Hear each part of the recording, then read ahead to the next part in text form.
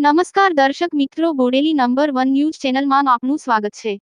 હવે જોઈએ આજના તાજા સમાચાર। નસવાડી નજીક નેશનલ હાઈવે નંબર 56 આકોના ચોકડી પાસે સીએનજી પંપ શરૂ કરાયું। નસવાડી ખાતે સીએનજી પંપ શરૂ થતા તાલુકામાં ખુશીનો માહોલ જોવા મળ્યો। પંપ પાસે ગેસ ભરાવતા દરમિયાન અન્ય માટે બનાવેલ રેસ્ટ એરિયા પર છત નાખી વ્યવસ્થિત બનાવે તો ચોમાસામાં રેસ્ટ કરતા રાહદારીઓને વરસાદના પાણીથી બચાવ થાય તેમ છે।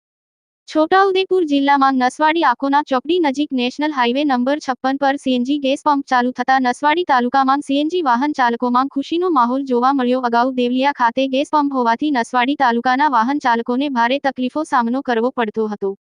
નસવાડીથી દેવલિયા 10 કિલોમીટરના અંતરે ગેસ પુરાવા જવું પડતું હતું। હાલ નસવાડી ખાતે જ સીએનજી પંપ ચાલુ કરાતા નસવાડી તાલુકામાં વાહન ચાલકોમાં ખુશીનો માહોલ જોવા મળી રહ્યો છે।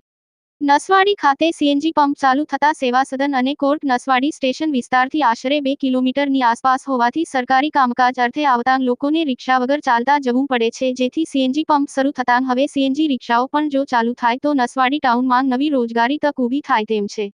અહેવાલ ઉસ્માનભાઈ ઈંડાવાળા, નસવાડી। અવનવા રોજબરોજના સમાચાર જોવા માટે જોતા રહો બોડેલી નંબર 1 ન્યૂઝ ચેનલ। અને જો આપે અત્યાર સુધી આ ચેનલને સબસ્ક્રાઇબ ન કરી હોય તો સબસ્ક્રાઇબ કરો અને શેર કરો।